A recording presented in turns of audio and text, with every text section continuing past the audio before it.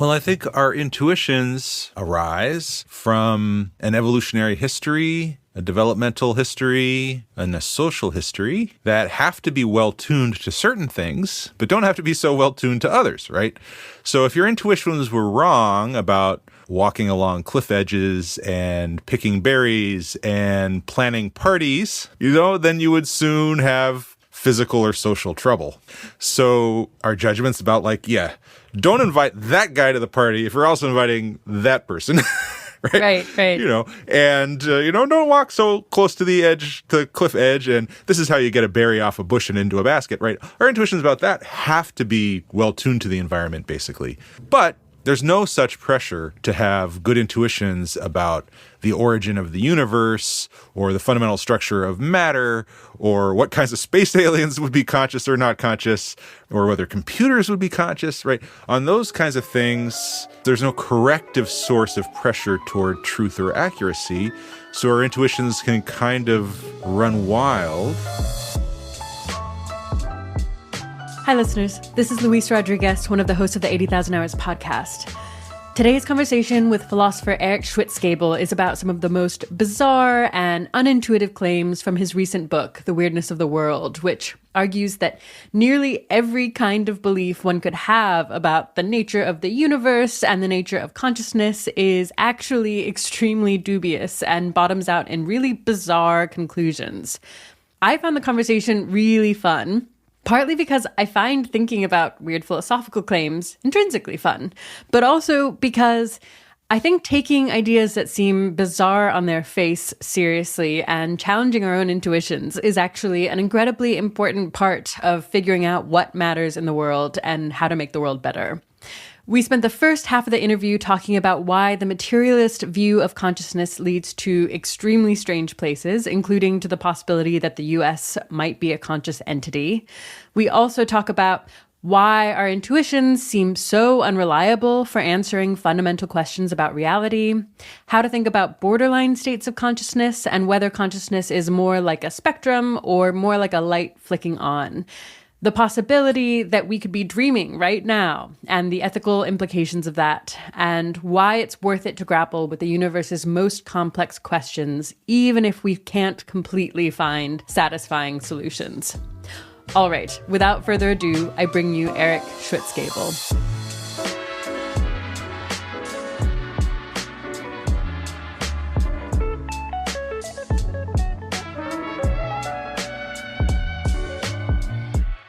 Today, I'm speaking with Eric Schwitzgebel.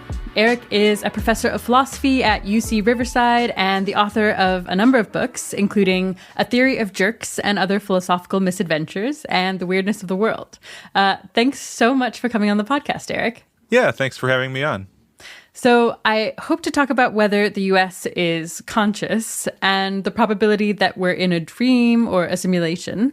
But first, you just published The Weirdness of the World, your most recent book. So congratulations on that.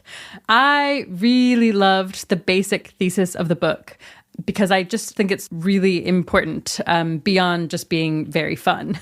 Can you walk me through kind of the basic thesis? Right. So there are two main claims. One I call universal bizarreness, and one I call universal dubiety. And these both concern big theses about consciousness and cosmology. So the idea is every kind of big foundational claim about the cosmological nature of the universe and about the nature of consciousness is going to be both bizarre and dubious. And by bizarre, what I mean is that it is strikingly contrary to common sense. And what I mean by dubious is that we're not epistemically compelled, we're not rationally compelled to accept one theory over all of the competitors.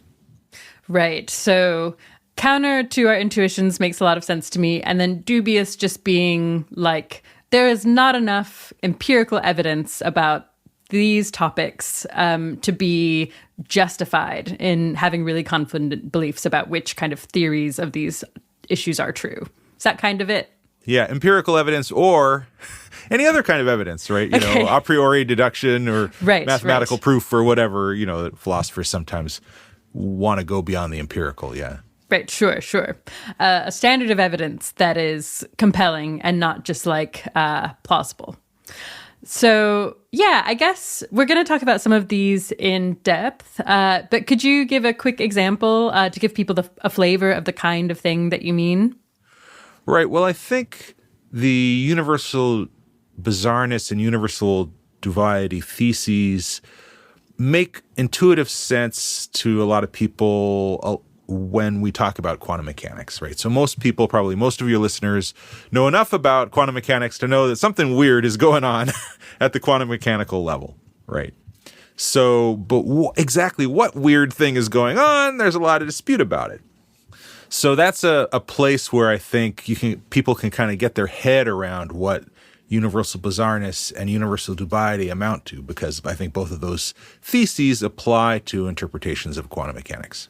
Yeah. For anyone who hasn't, I don't know, I think lots of people are familiar with quantum mechanics, super weird. But for those people who haven't done a super deep dive, can you give an example of, I don't know, the kind of thing?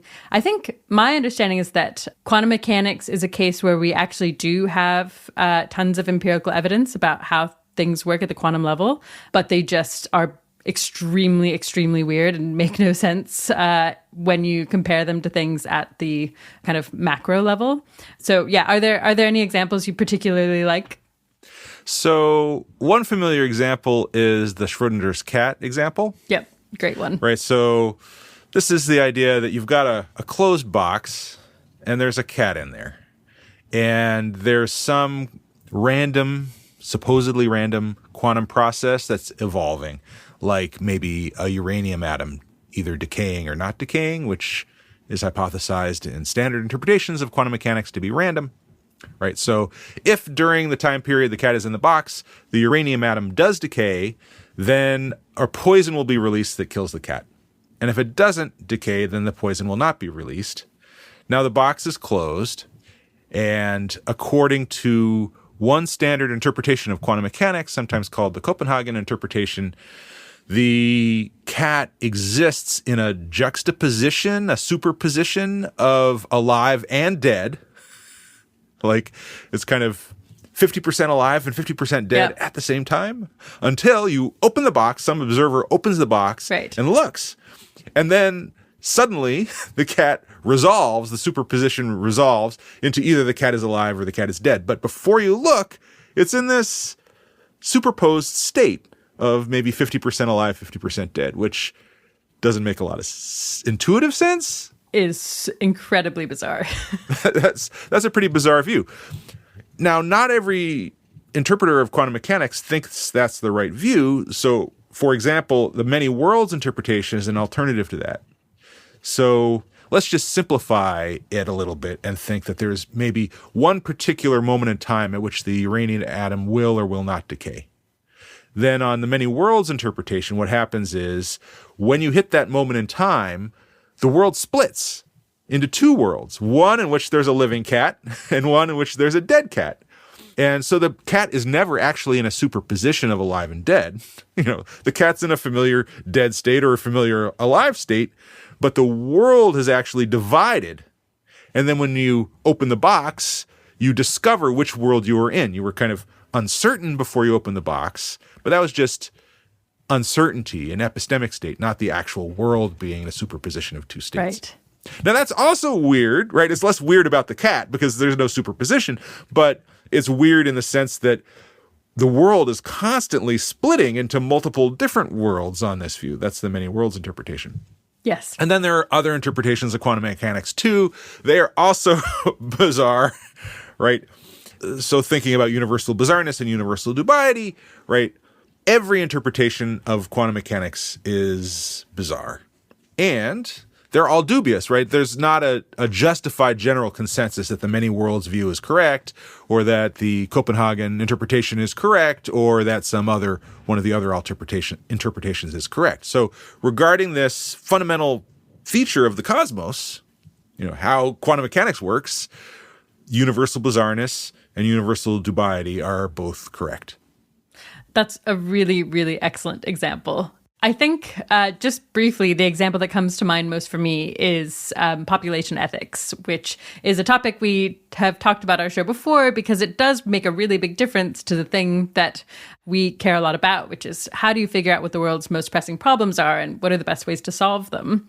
And yeah, I think there are all sorts of very strange conclusions that we could pick out for any single view of population ethics. My preferred one involves me having to come to the very, very uncomfortable and weird conclusion that I would prefer a world with I don't know, many billions or trillions of barely net positive beings compared with a much smaller planet with just a few, I don't know, hundreds of beings living extremely, extremely happy lives.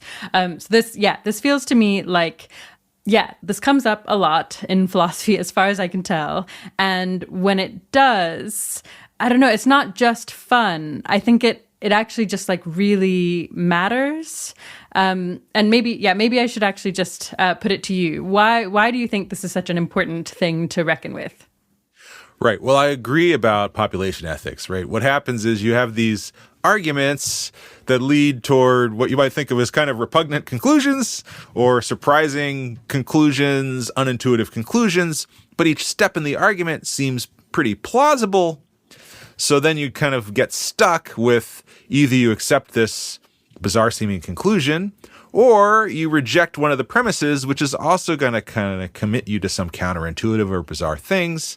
And there's no consensus, there's no justified, I think, consensus about what right way to approach these issues in population ethics is. So, right, I think that's another great example of a case where you've got both bizarreness and dubiety going on, right? And that's characteristic of a lot of philosophical issues. Do you have a take on how important it is that we acknowledge that the world is weird? I think it's very important. I think it's derivatively important in the sense that we don't want to get stuck in views, common sense views that might be incorrect by just kind of taking common sense as an implacable standard. We've seen in the sciences that common sense, ordinary people's intuitions about how things work often don't pan out, once the science is sufficiently developed. Right. So the same thing could be true in philosophy. So I think it's instrumentally valuable in that way. It's appropriate to keep an open mind about things about difficult issues. But I also think it's also intrinsically valuable. One of the most amazing things about planet Earth is that there are complex bags of mostly water, you and me. How dare you? We can look up at the stars and look into our brains and try to grapple with the most complex, difficult questions that there are. And even if we can't make great progress on them and don't come to completely satisfying solutions, just the fact of trying to grapple with these things is kind of the universe looking at itself and trying to understand itself. And Earth, is very different from Mars. There's nothing on Mars that's doing this, right? And here we are, right? So we're kind of this bright spot of reflectiveness in the cosmos. And I think we should celebrate that fact for its own intrinsic value and interestingness. I really like that way of thinking about it. So let's turn to another topic. You argue that under the physicalist or materialist view of consciousness that the United States is probably conscious, which is wild. I personally find materialist views of consciousness very compelling. So this idea really unsettles me, and maybe I should reflect on why I'm even so unsettled by it. But before we go any farther, can you just quickly define materialism and physicalism? Right. Actually, defining it turns out to be a little bit tricky and controversial in the literature. Okay. But I think the best way to think about it is this. So at the most fundamental level, is everything spatial and non-mental, right? So think about quarks and electrons and photons and that kind of stuff. right? Those all have spatial properties. They're located in certain positions.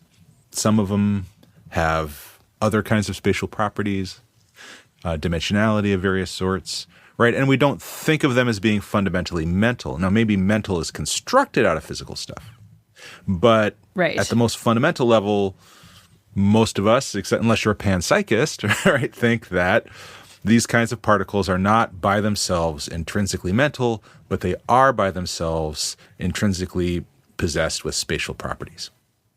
So I think, in my view, that's the clearest way of thinking about materialism or physicalism. Everything boils down in some sense to those kinds of things.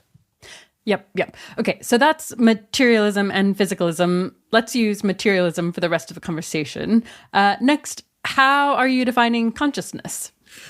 Well, one of those slightly tricky problems is defining what consciousness is. So I mean the term in the way that I take to be standard in both consciousness science and recent Anglophone philosophy of mind. And I think the best way to define it is by example. As soon as you try to define it in some more theoretical way, then you start assuming that certain theories are true, which could be controversial. So I think just you point to examples, and I think people get it.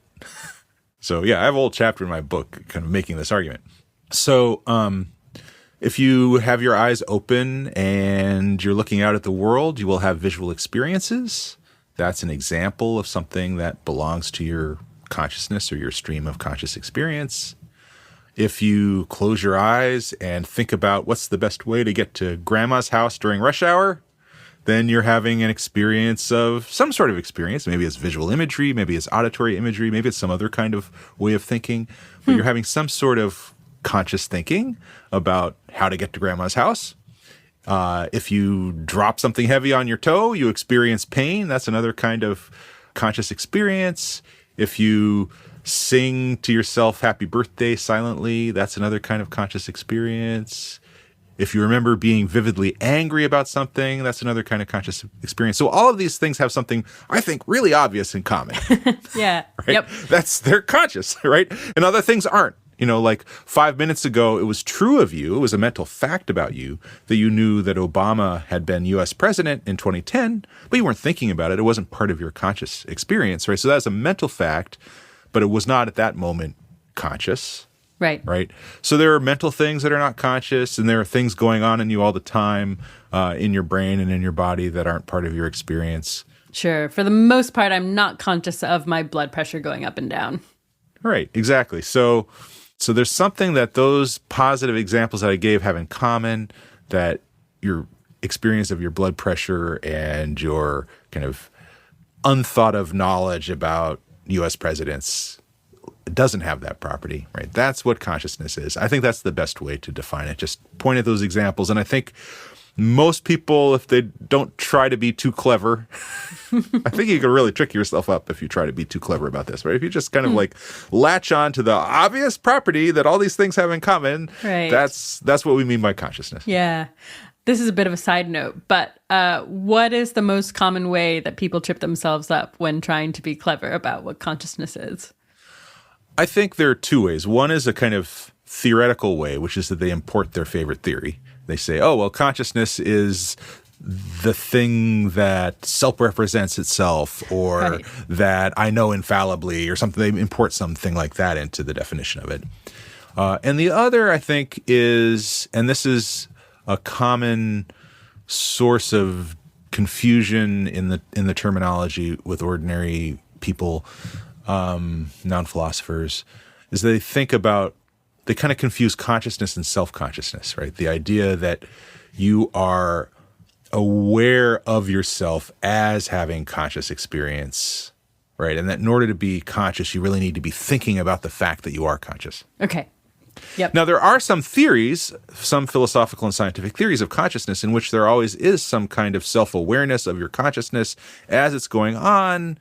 So maybe it's true that every time you have a conscious experience, in some sense, you're aware or thinking about the fact that you are, but I don't want to build that into the definition of consciousness. Okay, nice. That was just a bit of an aside. What would it mean for the US to be conscious? Would it have thoughts like, what's the best way to get to grandma's house? Like I might. Would it have preferences? Would those be strong preferences? Or do some of those things come apart?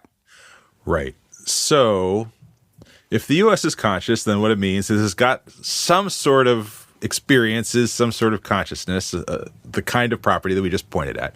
Now, it's not going to probably have experiences very much like humans do, if this idea makes sense. And we haven't yet argued for why it's plausible to think the U.S. is conscious, right? But if it does have conscious experiences, I think it's going to be pretty different from human conscious experiences, but it will presumably have something like preferences and something like representations of the world around it. Yeah, on a gut level, I my immediate reaction is like, surely not. It's bizarre, right? But the idea that it's contrary to common sense is one of the things that I argue for in this book, as we talked about, right? So something contrary to common sense must be true about consciousness. This is a candidate of something that might be true. But in accordance with the dubiety thesis, I don't think it necessarily is true. But I don't think we should take our intuitive, most of ours, I mean, I don't want to speak for everybody, but most people's intuitive reaction that can't be true as solid evidence that it's not true. Right? Yeah. It's a consideration to weigh, right? But one of the things that I argue in the book is that most of the ways of trying to escape from the conclusion also commit you to other counterintuitive things, kind of like you were saying with population ethics, right? You have this argument, you come to this conclusion, you're like, that conclusion seems wrong. Where do I get off the boat? And anywhere you try to step off the boat, you end up in other kinds of murky waters. Weird. Yeah. So I think it's kind of structured like that, right? So, and actually, maybe really quickly, maybe this is actually just a good place to say why I think this thesis is so important, because I think you said why you think it's important. I think to me it feels important because I have so many beliefs now, many of them philosophical, that did sound extremely, extremely weird to me when I first heard them. And I think it's super valuable and important that I didn't just take my intuition at face value when thinking more about those beliefs. And so I am going to be trying for the remainder of this conversation to be like, this could be one of those instances. It could be that I need to take really seriously the idea that the U.S. is conscious.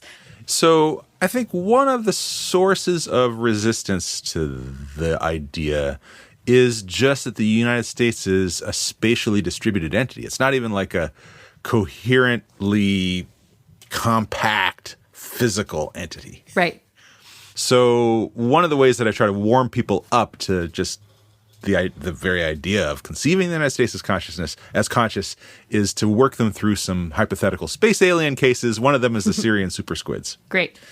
So these are squid-like entities that inhabit oceans around some nearby star, hypothetically, say Sirius.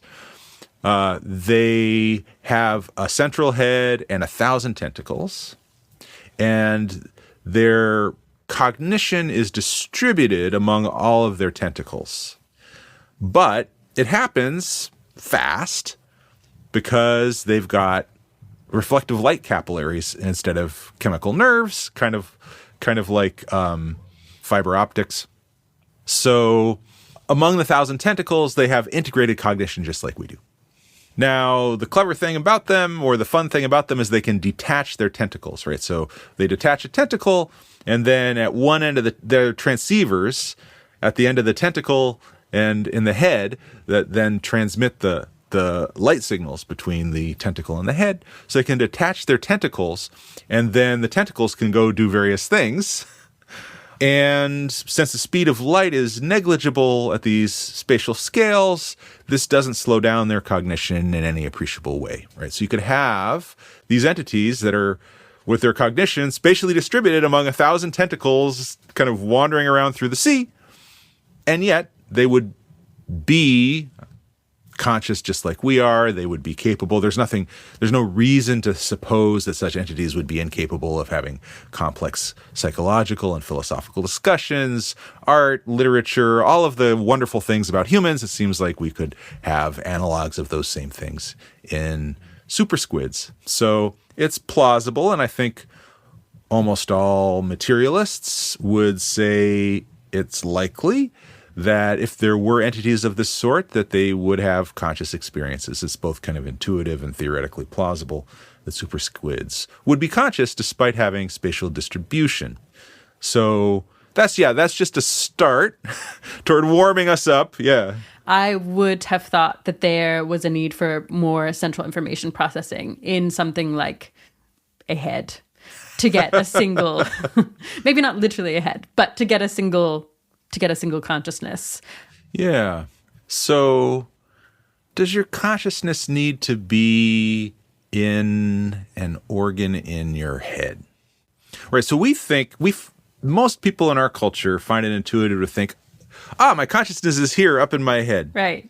Now, this is not culturally universal, right? So, for example, in ancient China, people thought that the organ of thinking and feeling was literally the heart.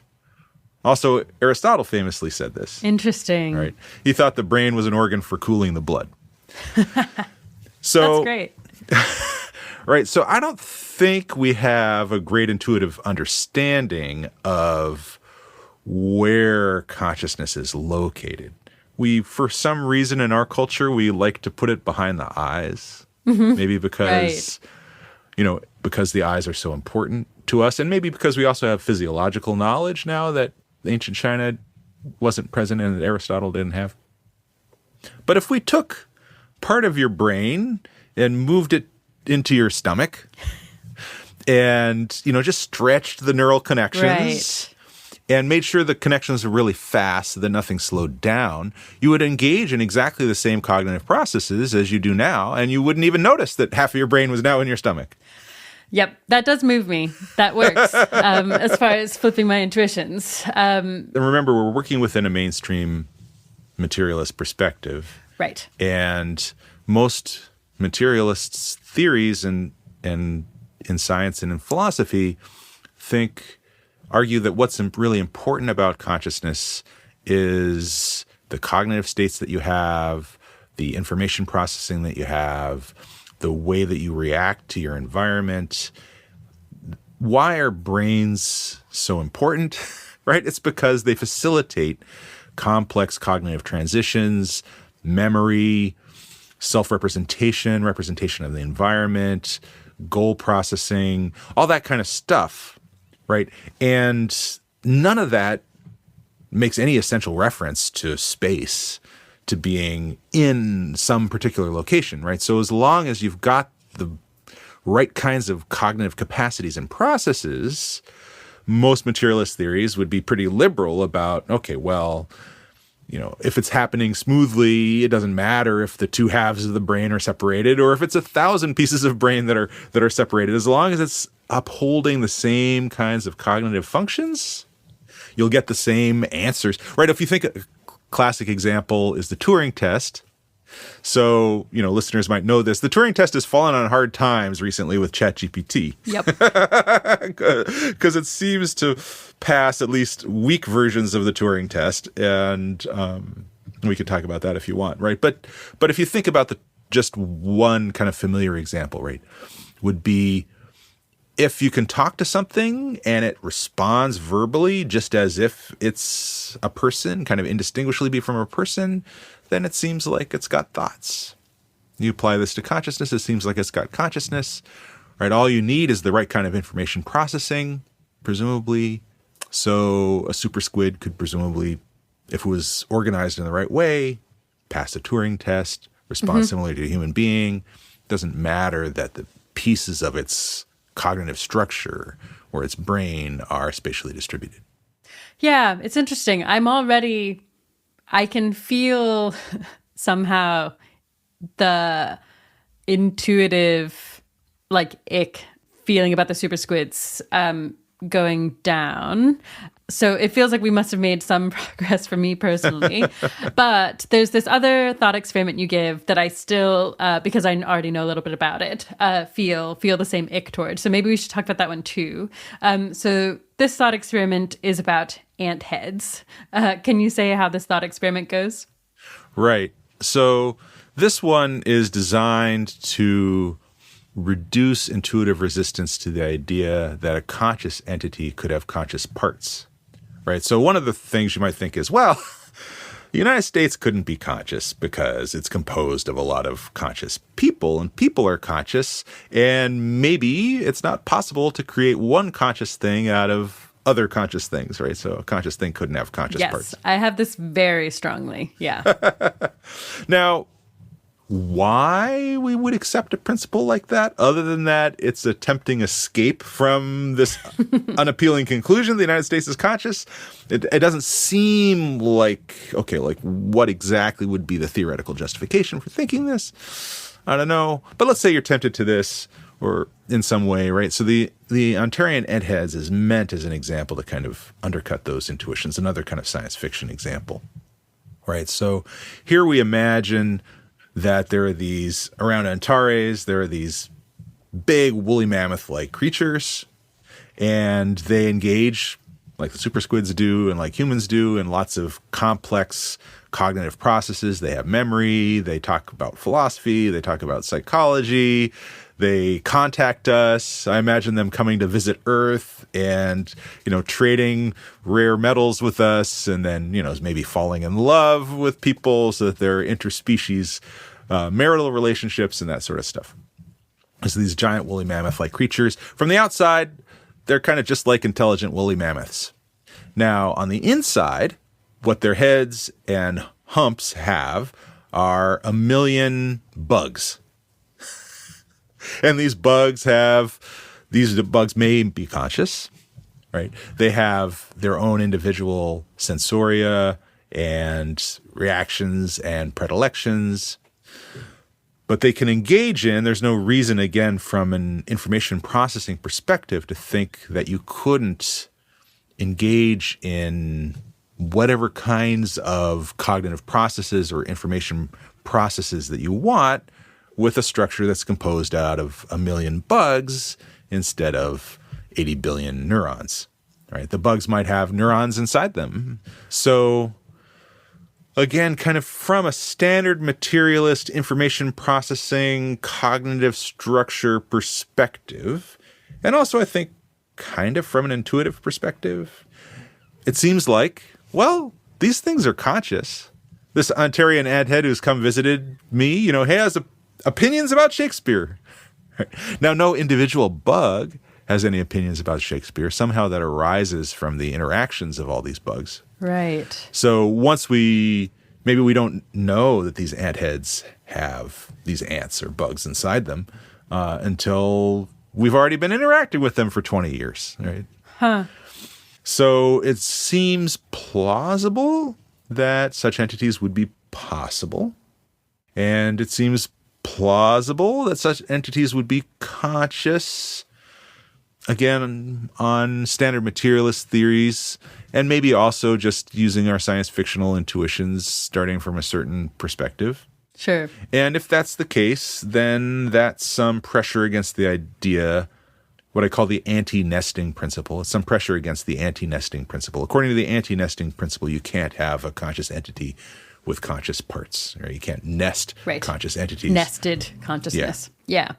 When I imagine a bunch of ants, maybe doing small bits of communicating to each other in whatever way ants communicate using the neural faculties they have, and any individual ant either not being conscious or having some form of consciousness that is more limited than the kind of woolly mammoth as a full entity.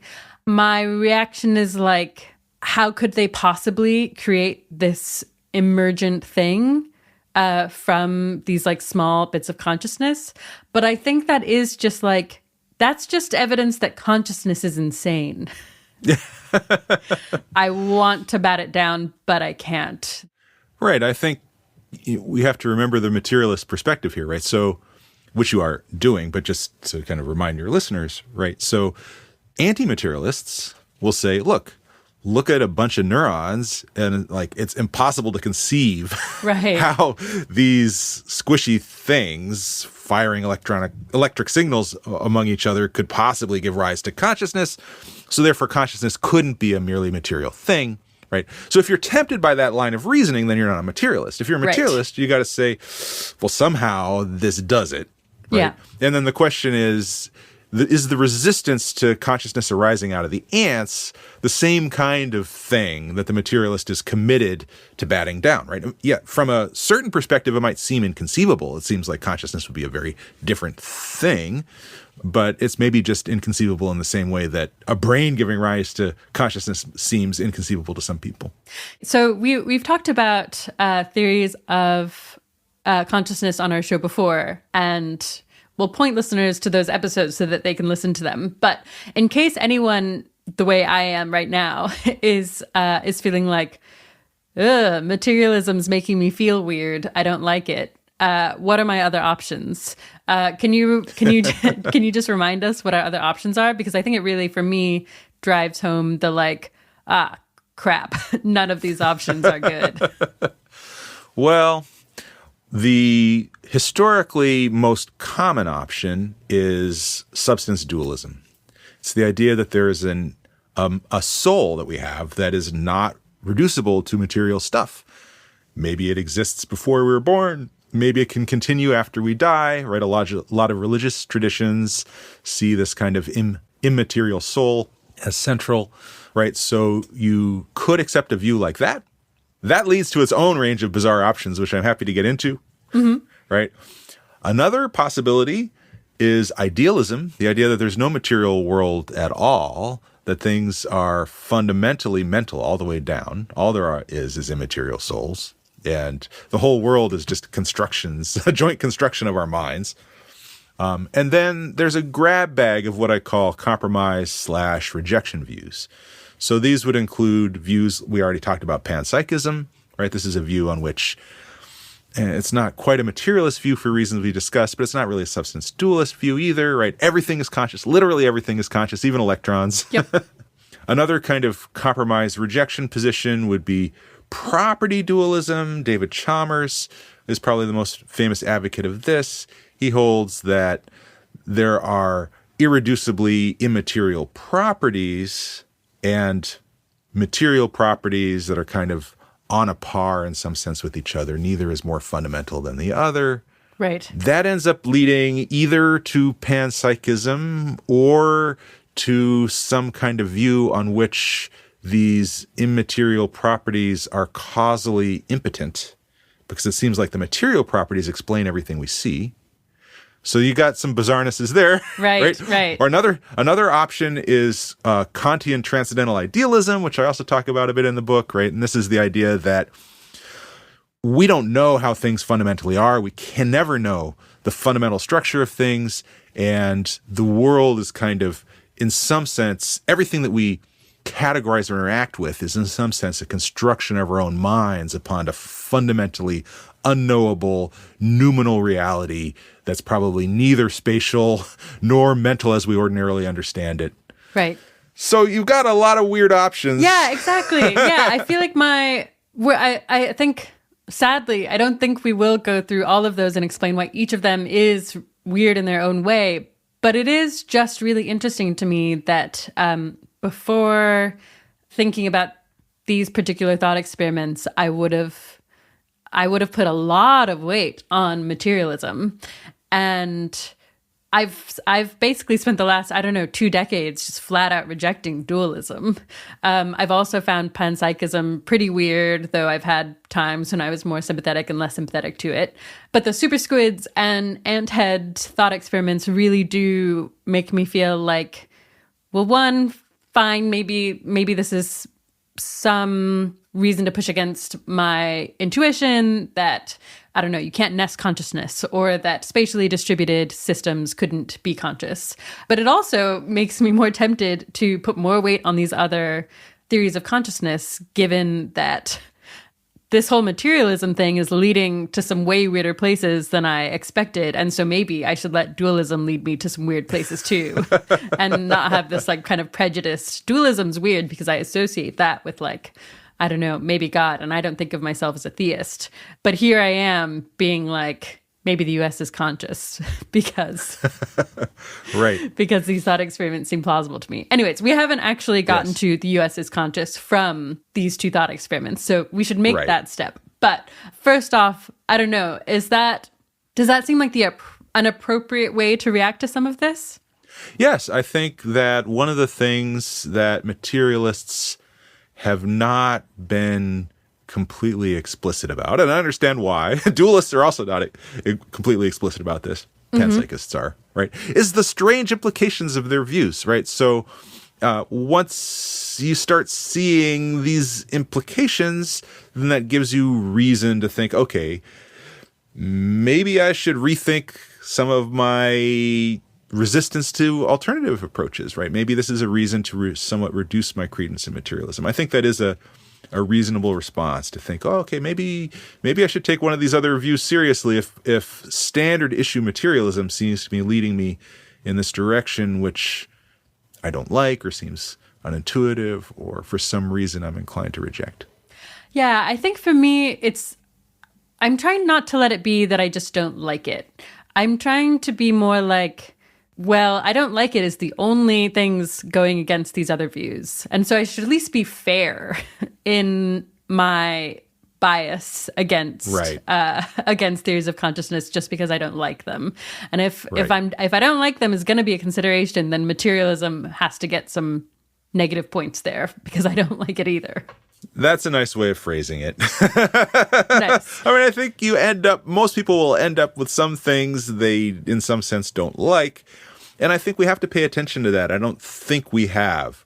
Right? So in some of the sciences, there are some conclusions that we might not like, but they're just so compellingly supported that you don't have an option, really.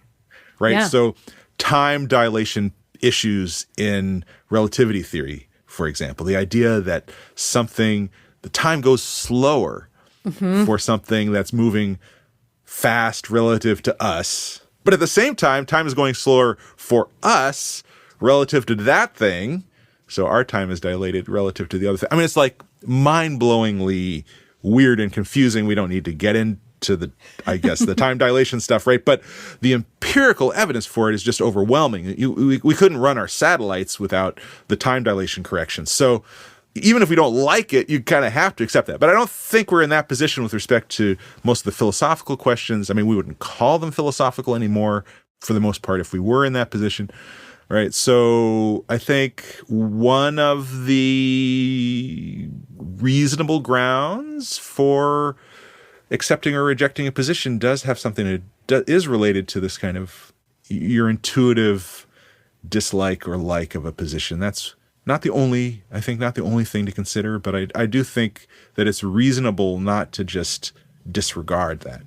Okay, I want to get back on track and talk about, just get more into whether the US is conscious. Before we do, though, I think it would be helpful to me to understand how it's possible or what is explaining why my intuitions are sometimes so incredibly useless for thinking about some of these questions. Like, it seems I would have had the intuition that my intuitions about philosophy should be helpful. And I guess they sometimes are. But sometimes they go so wrong that I'm like, why do I even have them? What is it about, the history of the human mind that means that lots of people tend to have intuitions about certain things, in some cases that seem to just be like wrong across the board for lots and lots of people. Do you have thoughts on that? Well, I think our intuitions arise from an evolutionary history, a developmental history, and a social history that have to be well-tuned to certain things, but don't have to be so well-tuned to others, right? So if your intuitions were wrong about walking along cliff edges and picking berries and planning parties, then you would soon have physical or social trouble. So our judgments about don't invite that guy to the party if you're also inviting that person, Right. And, don't walk so close to the cliff edge. And this is how you get a berry off a bush and into a basket, right? Our intuitions about that have to be well tuned to the environment, basically. Otherwise, they wouldn't have evolved, been socially reinforced, or emerged in ordinary cognitive development. But there's no such pressure to have good intuitions about the origin of the universe or the fundamental structure of matter or what kinds of space aliens would be conscious or not conscious, right? Or whether computers would be conscious, right? On those kinds of things, there's no source, there's no corrective source of pressure toward truth or accuracy. So our intuitions can kind of run wild. Right. And in some cases, like for consciousness, our intuitions may track superficial features better than they track the underlying things, right? So in developmental psychology, researchers have discovered that if you just put googly eyes on something, Yep. kids are much more likely to attribute mental states to it. Also me. I am also more likely to attribute mental states to it. Right? So there's something about eyes. And in fact, in, our ordinary environment, a thing having eyes tracks pretty well with its having the kinds of mental states that we like to attribute. So that's a great superficial feature to track. Children, brand new born infants, neonates will respond immediately to eyes and to configurations that look like an eye and a nose and a mouth together, right? So there's something deep in us that's about eyes. Right. That's written deep in us, right? But that might have little to do with what the real basis of consciousness is. Yeah. Just as a funny little aside, it's true that I just did a little check. I was like, yeah, is it eyes? Yeah, I guess if I put a nose on a rock, I wouldn't do nearly as much consciousness attribution as I would for eyes. It's true. Yeah. So yeah, I'm kind of sold on that. But moving back to whether the US is conscious, I found the Supersquid and anthead thought experiments helpful. But there are also obviously other things that differentiate the kinds of beings in those thought experiments from the US. But you still think that those other things that are important to consciousness are also, at least arguably, found in the case of the US. So you've actually got a long list of kind of ingredients for consciousness, or maybe potential ingredients for consciousness. Not everybody agrees on which ingredients are necessary, but some plausible ones that lots of people think are, plausible. We only have time to explore a couple of them, but if people are curious about the other ones, I highly recommend they pick up your book. But just one example of these is being goal-directed in a flexible way that kind of leads to responding to things in the environment. So first, in case that's not kind of intuitive to everyone, why does it seem like an important ingredient for consciousness?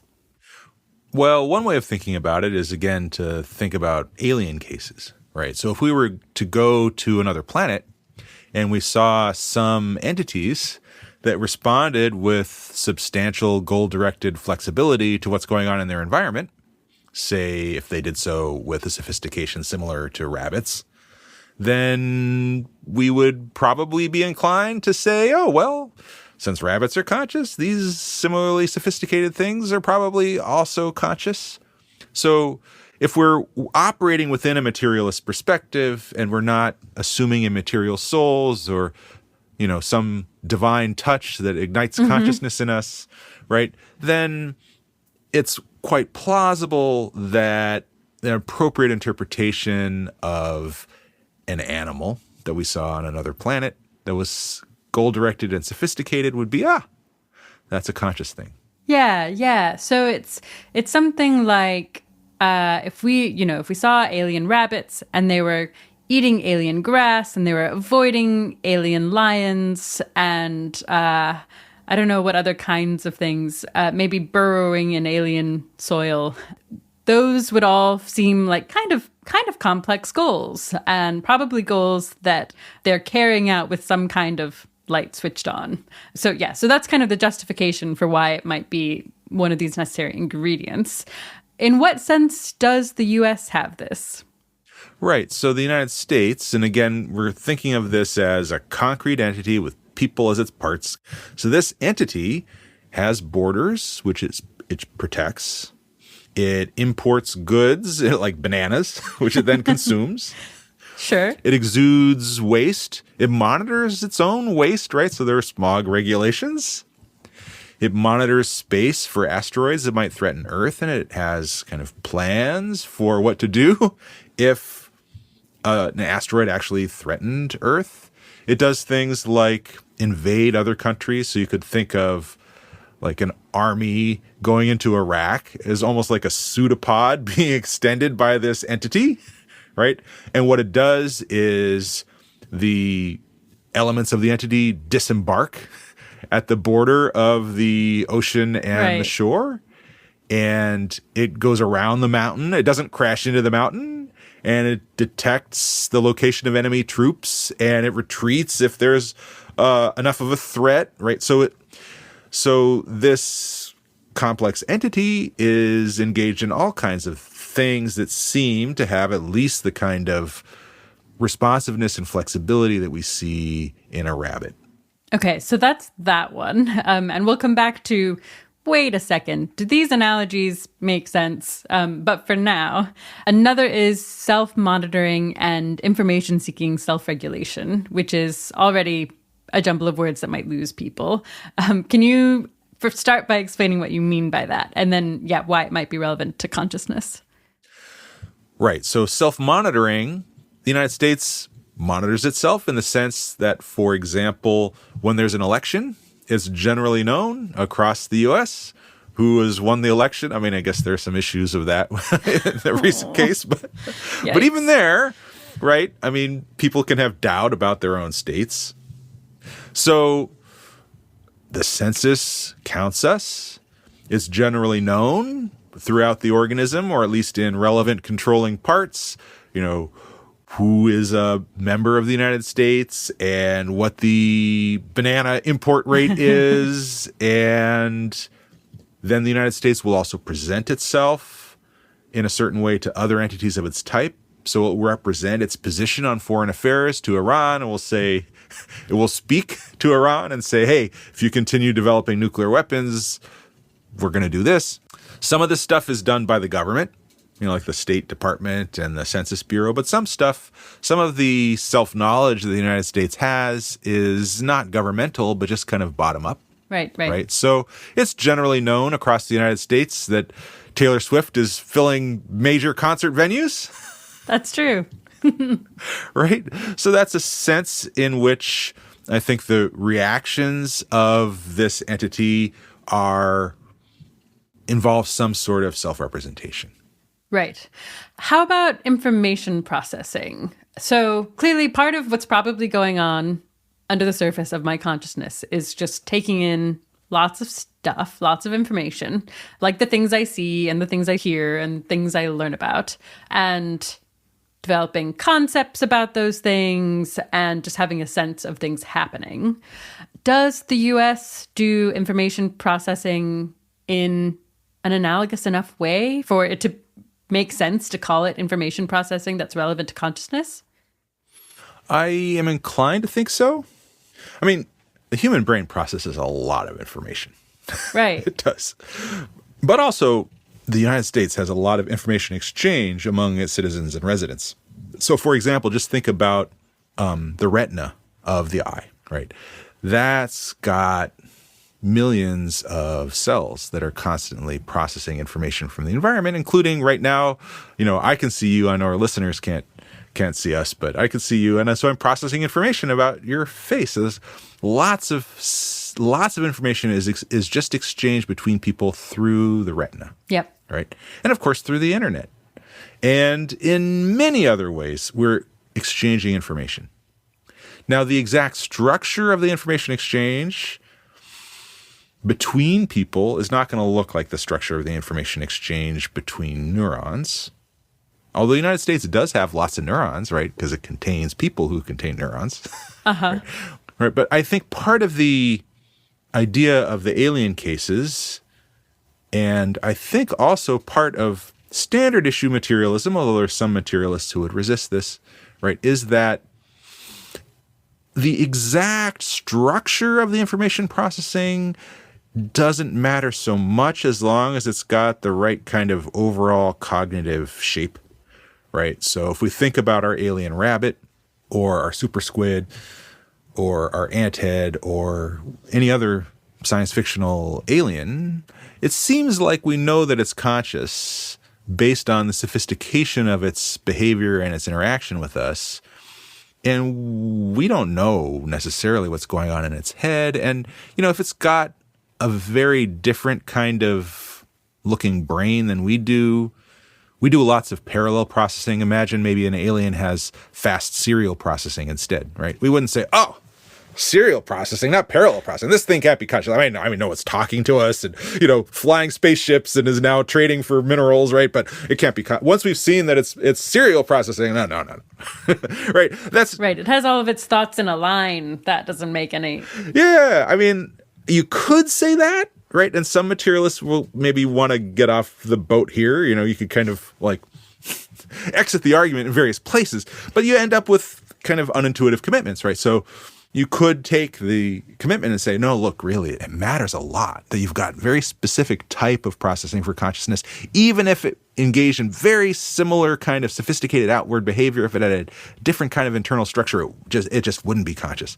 And our intuitions otherwise are wrong. You could say that, but that's not the standard line, right? So That's the kind of liberalism about underlying structure that is essential to the plausibility of the case for the United States being conscious, right? So that is a potential point of resistance, but I do think the natural mainstream materialist thought is not to put up resistance there, to say that, oh yeah, in alien species and thus in other potential entities on Earth, right, you could have consciousness underwritten by very different types of architecture as long as it had the right kind of cognitive sophistication and sufficient information processing and self-representation and responsiveness to his environment and long-term memory and all that kind of stuff. Yeah. So I do think this is a place where I'm at least drawn to the exit. And I think that it would really help me to understand exactly how liberal materialists have to be to accept that the kind of information processing people within the US and their kind of subsystems are doing to be close enough to the kinds of information processing happening in a human body to create that individual's consciousness. What exactly are the disanalogies between how information is processed in the brain and how information is processed by Americans?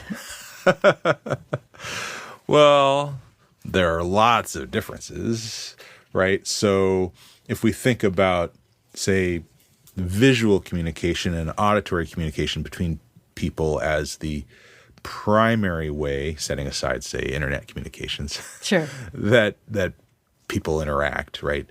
Then with neurons, you've got calcium channels, right? You've got this kind of release of ions and then an electrical discharge across a gap between the dendrite and the axon. And, with people, what you've got is light reflecting off, say, your face and going into someone else's retina, and vibrations of the air that result from things going on in your mouth and throat that then stimulate, your eardrum, right? And that's a very different thing than calcium channels across axon dendrite gaps, right? Yeah. So that's a big difference. But, is that the kind of difference that should matter a lot? Yeah, I guess consciousness just seems pretty crazy and complex. And that just kind of seems like at least some reason to think that if you change the ingredients in the recipe, you could easily lose the whole end product. One reason I think to be liberal, and I'm working on this in a paper collaborative with Jeremy Pober, who completed his PhD under my direction a couple of years ago, is what we call the Copernican argument for alien consciousness. Okay. So here's the idea, right? So the universe is really big. Probably there are intelligent aliens out there somewhere, even if they're not visiting us. Maybe there are none in our galaxy, right? Given there's like 1 trillion galaxies out there. even if 1 in a billion galaxies has some kind of intelligent life, there's still at least 1,000 intelligent species out there. That's a very conservative estimate, I suspect, of how much intelligence is there in the universe. Sure. So here's the Copernican idea. We think about all this intelligent life. Imagine it's intelligent enough to have technology like us.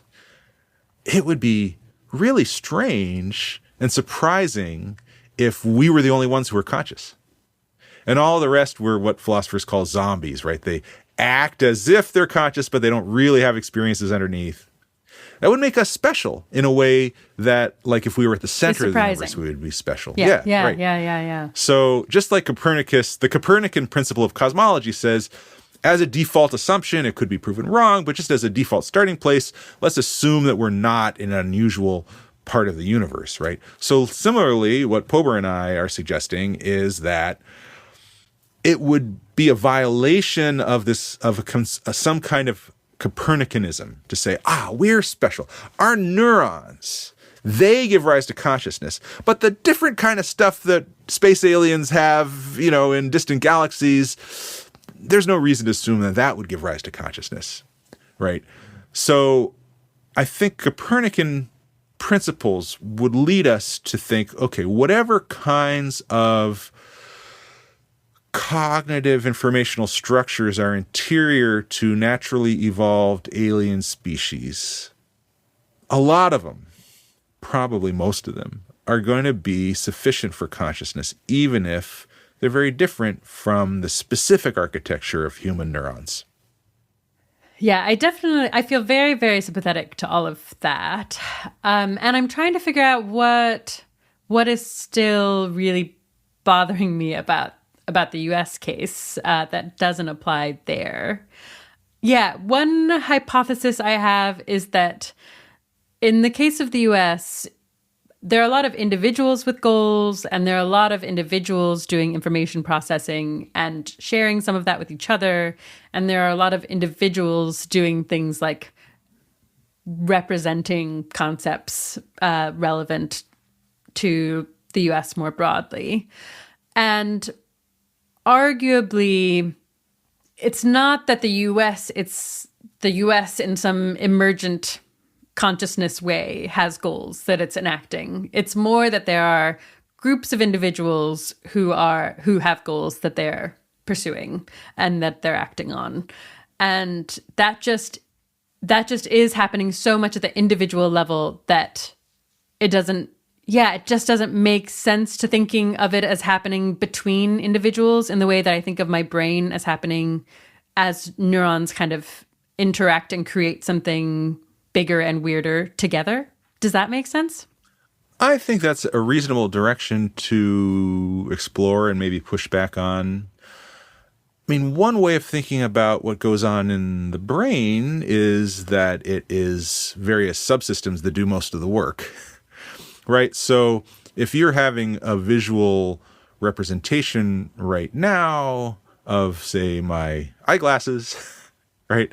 That's mostly going on in certain regions in your visual cortex, right? There's not going on in your cerebellum, but we still think of it as something that you as an entire entity are conscious of. Mm-hmm. So this idea that you wouldn't want a general principle on which if the main action of some representation or some goal or some activity is happening in a sub-region of some entity, then it's not happening in the whole entity, because then everything happening in you would just be in various sub-regions rather than in you as a whole. Yeah. So you might be able to work up a principle along the lines that you suggested that could distinguish the United States from humans, but I think it would be a little tricky not to fall into a problem along those lines. Yeah, it's true that when I'm like, obviously the whole brain doesn't have to be involved to make a conscious thought happen. It can be subsystems, subgroups. And it's okay in my kind of conception of how consciousness happens for very, very small groups of neurons kind of interacting with each other to create a conscious experience. But it feels like I could, and maybe this is what you're saying, it's possible to come up with some rule that is like, consciousness requires that information be shared in some way between two parts of the subsystem, maybe two neurons, in a way that you wouldn't make that analogy in the US if you're thinking of human beings as the analogy for neurons. Is there a plausible rule there? Not even to argue that it's like a very sensible one. I think it's tricky. I don't see a plausible rule there. I think one maybe could be constructed, but there are going to be at least two things to watch out for, and watching out for both of them successfully might turn out to be impossible. Okay. So, I mean, maybe it could be done. I'm not saying it couldn't be, but my guess is if you did it, you'd end up probably with some other unintuitive commitments. Right. Which is kind of the general structure of this whole Yes, argument it's and the general thing. structure of the whole book, right? But the two things to watch out for, one is, right, you don't want to deprive the entity as a whole of a process just because the process is primarily implemented in some subpart, right? Or else you end up with getting the wrong results for human cases. So that's one thing to watch out for. Okay. And then the other thing to watch out for, again, I think is kind of Copernican liberalism about aliens, right? If we end up with a principle that is too specific, then we end up committed to saying, hey, look, if we encountered aliens that behaved a lot like us, but were organized along this slightly different principle that didn't match the principle we've constructed, then we'd be committed to denying them consciousness. That would be both unintuitive and probably a violation of the Copernican principle. So that's the other kind of thing to watch out for. And jointly satisfying those two constraints, I think, might be tough. Yeah, as I was saying it, I was starting to feel uncomfortable by how specific it was. I was like, this feels like I'm creating a pretty arbitrary rule about how consciousness might work in order to avoid this counterintuitive conclusion about the US. Right. And I think that's actually an important methodological point. So I think one of the ways to react to this case is to try to come up with, okay, we want rabbits to be conscious. We want a certain plausible range of aliens to be conscious. Let's concoct some rule that gets all of those but still excludes the United States. Right. And if you take that as a foundational principle, then you probably could come up with some rule. But why are we so committed to that as a foundational? Why would that have to be a fixed point in our reasoning? Why can't we just say, hey, look, maybe if it ends up the United States is conscious, then, maybe if that's the kind of the result of our best theorizing, are we so sure that it's not that we kind of like have to bang our fists on the table and work really hard to try to come up with a principle that excludes the United States consciousness but includes all these other cases? Why are we so committed to that principle? I mean, I think it's reasonable to find it attractive Sure. that the United States would not be conscious, but, a kind of taking that as a deep fixed point that's really driving you hard to construct a theory that meets all these constraints despite the challenges. Yeah, it's not clear exactly how that's justified. Yeah, interesting. Okay, anything else to add on this before we move on? One of the slightly embarrassing things about working on the group consciousness of countries is that among the very few people who've taken it seriously in the past were early 20th century fascists. Yikes. So they're like, see, Germany is a conscious entity. It's finally come to realize itself, and therefore the individuals of Germany should submit to this larger conscious organism. Right? Whoa. These are obscure, untranslated philosophers, right? Okay. In French and German mainly. And although Oswald Spengler is pretty well known and came pretty close to saying something like that. So you can imagine, and I don't endorse that ethics at all, just to be really clear, right? Yep. If the United States is conscious, it's maybe got the consciousness of a rabbit, and therefore it might have about the moral standing of a rabbit. I would not sacrifice any humans. So, right, just think about if history had worked out a little differently, it could be that it was generally accepted in our culture now that we are part of a larger conscious organism. Right. One thing that occurred to me is that you could actually make the same argument about lots of other kind of agglomerated groups of systems of humans or systems of beings that we think are conscious. So maybe communities of mammals. Does this mean towns are conscious? Does this mean cities are conscious? You could say this maybe about whole continents. Are they all conscious? Yeah, that's definitely a worry. It seems like you could construct a slippery slope argument here, right? If the United States is conscious, then is California conscious? If California is conscious, then is the city of Riverside conscious? If the city of Riverside is conscious, is by university UC Riverside conscious? You could, and at the end, it seems like you might end up with something even more counterintuitive than the idea that the United States is conscious. Yeah, and not just that, there are many consciousnesses, but that they overlap. So San Francisco might be conscious, Riverside might be conscious, and then also the state of California might be conscious, which is itself part of the United States. And right. And Google might be conscious. Some of Google's workers are residents of San Francisco. Then you have partly overlapping cases. And not just nested cases, right? Oh, so, I find this so upsetting. And it feels like it surely is an argument against, but something tells me you don't think it is. Well, I think it is, one of those danger signs that we're headed down some path towards something troubling and maybe absurd enough that we want to figure out how to get off this path. So, I mean, you could go all the way down this path. Yeah, what happens if you do? So, for example, I think my favorite example of this is the philosopher Luke Roelofs. They say that every combination of things in the universe is a distinct locus of consciousness.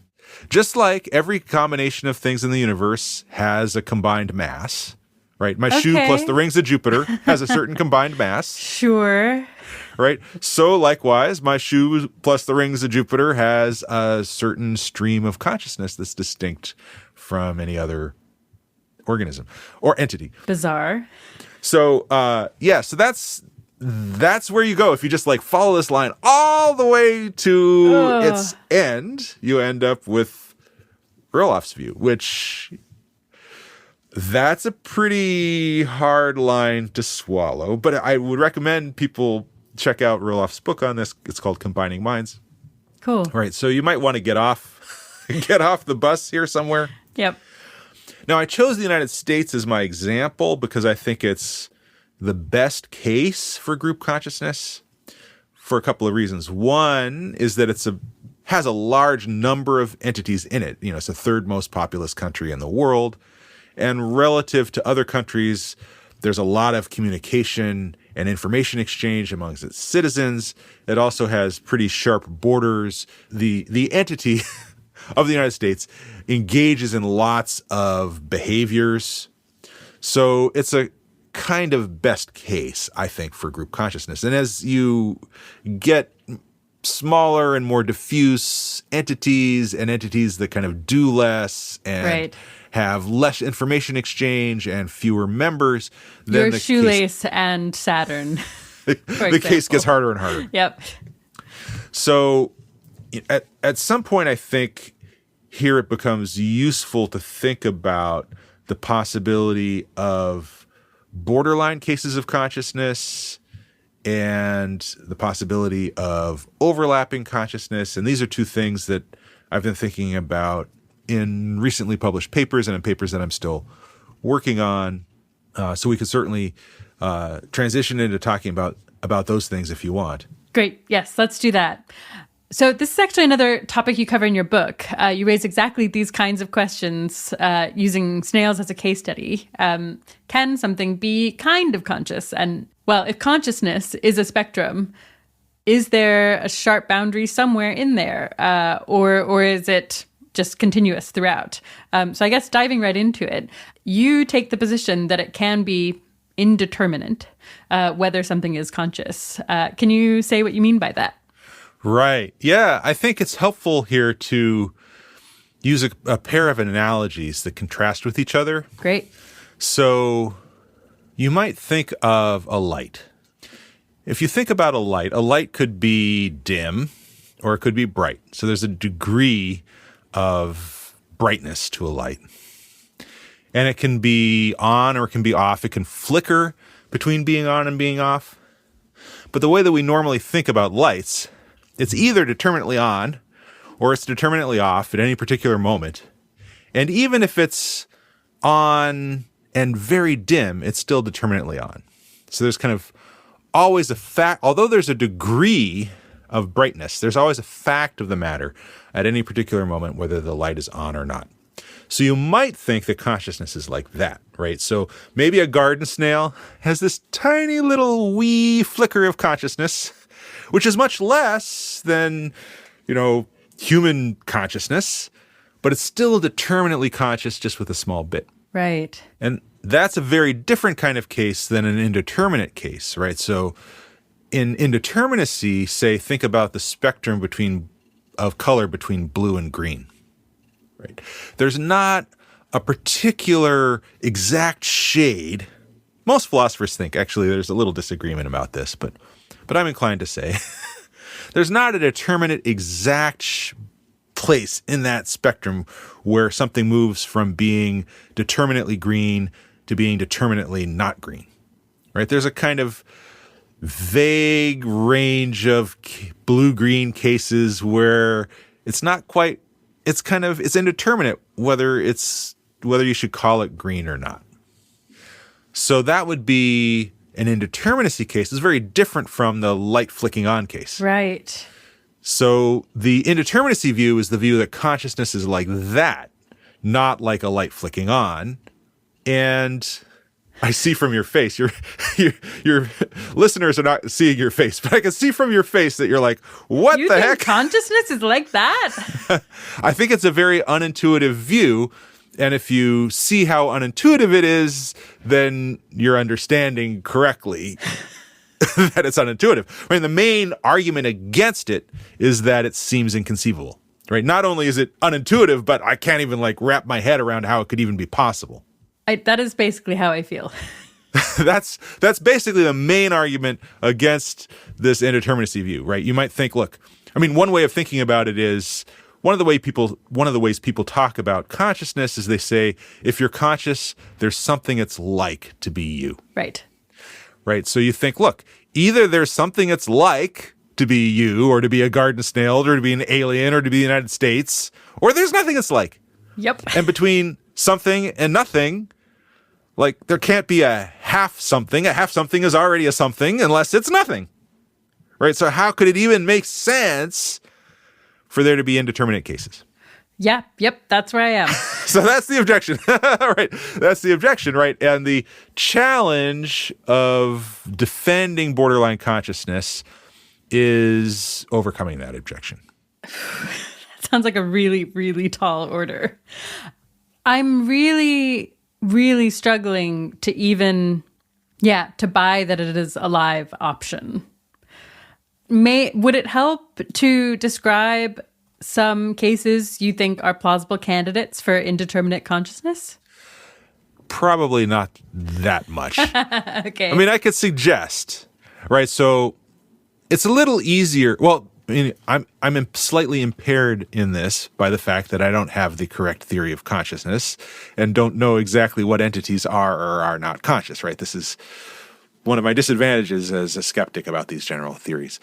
So I have a two-pronged approach. One is to show how it's naturalistically plausible from a materialist point of view and from other naturalist points of view to think there probably are, maybe even must be indeterminate cases.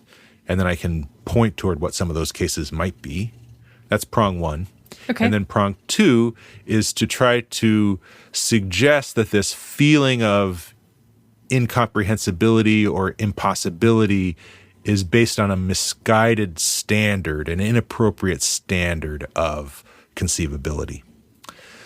So that's my two-pronged approach, right? So it's easier to start with the first prong, Yeah, right?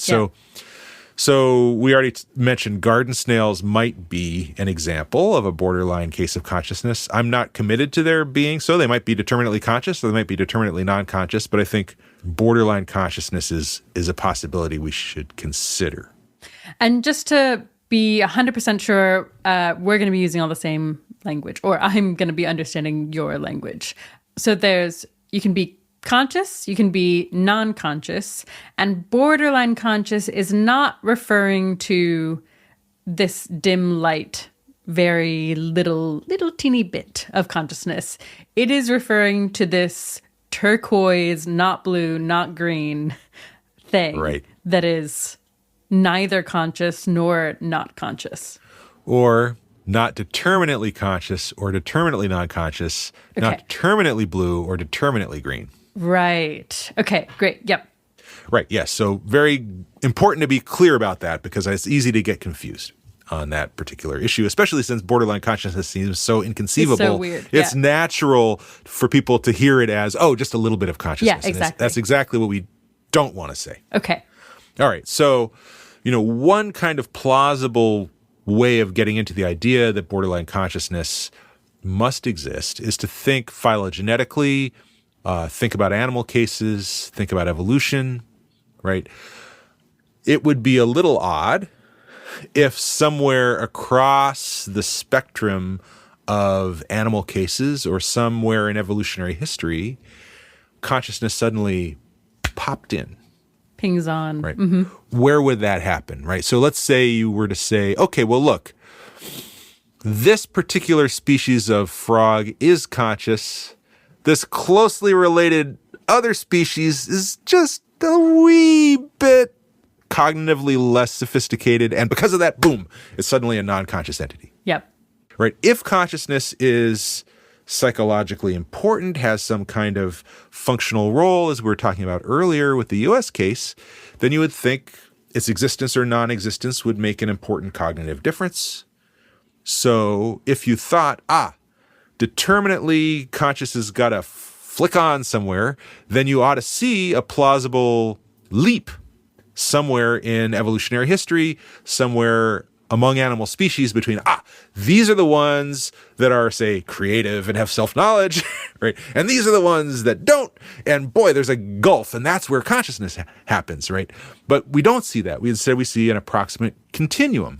So you can kind of create the slippery slope case where, if people are conscious, then chimps probably are. And if chimps are, then probably mice are. And if mice are, then probably all vertebrates are. And you keep going down.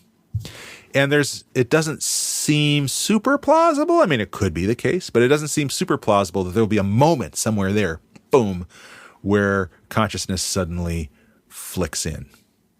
Or you could ride the slippery slope all the way down to panpsychism again, right? That's the other possibility. So you've got basically a quadrilemma, 4 horns, right? One horn, you say nothing is conscious. Another horn, you say everything is conscious, right? Both of those seem pretty hard to accept. So you've got to either say, okay, there's a sharp break somewhere between the conscious and the non-conscious organisms, and somehow that sharp break exists atop what seems to be a continuum of biological cases and cognitive capacities. Or you say, well, no, it's kind of like the blue-green thing. There are going to be some indeterminate intermediate cases where it's not determinately the case that this entity is conscious and not determinately the case that this entity is not, right? So I think there's at least some attractiveness, some initial plausibility to the idea that it's not going to be a sharp break. It's going to be a continuum, like from blue to green. So you get this in animal cases, you get this in evolution. Plausibly, you also get this in fetal development. Let's assume that babies are conscious when they're born. I mean, you could think that the moment of birth is when consciousness flicks on, but that's a little strange. And even birth weird. is a temporally extended process, right? So if you narrow in... Right. Is it when their little nose pops out, or is it their eyes, or... Right. Does the whole foot have to come out? It's kind of plausible to think that maybe a 9-month fetus has some consciousness already, at least a little bit. The light is on, so to speak, right? But again, in fetal development, we don't see like, okay, here's the moment where consciousness winks on, right? So, generally, if we look naturalistically, it looks like there's a continuum. The kinds of things that we think are associated with consciousness, biological states, and cognitive capacities seem to exist on a continuum rather than having this wink-on structure. And in general, almost everything in nature that's large and floppy and complex, like consciousness, is not, strictly speaking, discrete. If you want to look for really discrete, sharp edges in nature, you kind of have to go down to the quantum level, right? So is the electron in this orbit around the hydrogen atom or in this other orbit? And you get a quantum jump. Right. It can never be in between the two, right? But aside from those kinds of cases, almost everything in nature admits of borderline, indeterminate cases where it's not quite clear where to draw the boundary.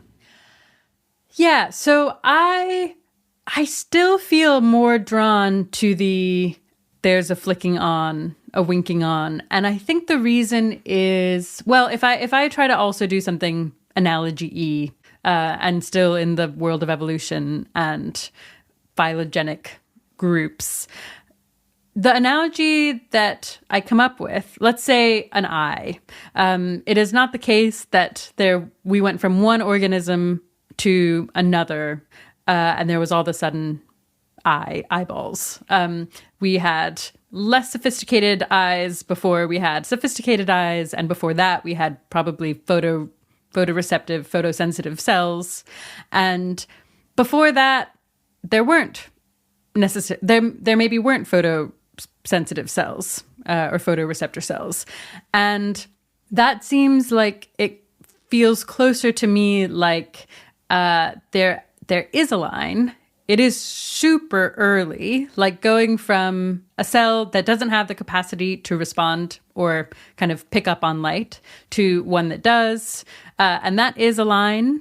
And then after that, it's like the light getting stronger, so the eyes become more sophisticated. That feels like the most plausible way, or the most kind of intuitive way I would think about features kind of being picked up and evolved and improved upon over time. And while I find it very strange to think about the same happening for consciousness, like I don't know exactly what it means to have, the first photoreceptor-like cells, but conscious for the case of consciousness. But it still feels very plausible to me that we're talking about something more like that. We went from something without any consciousness-like property to a tiny, tiny, minuscule consciousness-like property in the same way that you might get a dim light, and then it got brighter and brighter. Why does that not seem like a natural conclusion, or the best conclusion, or even just like more plausible than the indeterminate case? Well, I don't know much about photosensitivity. Sure. And I don't either. So it's possible someone listening would be like, that's just a false way of describing that. But let me speculate just a little bit. Sure. Great. So we normally don't think of humans as having the sensory capacity to detect electric currents in the way that eels do. But if you stick your finger in a light socket, you will detect an electric current. That's true. Right.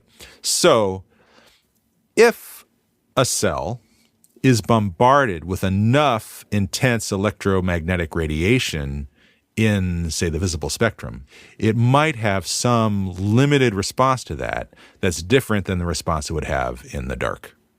And that would be a little bit like you don't want to say, okay, this cell has a photosensitive sensory capacity, right? But it would be kind of like you sticking your finger in the light socket, right? Like with enough energy of that sort coming in, there is going to be a reaction in the cell. Yeah. Right. So I'm not sure whether in evolutionary cases there is a kind of jump. Sometimes there are surprising evolutionary jumps, right?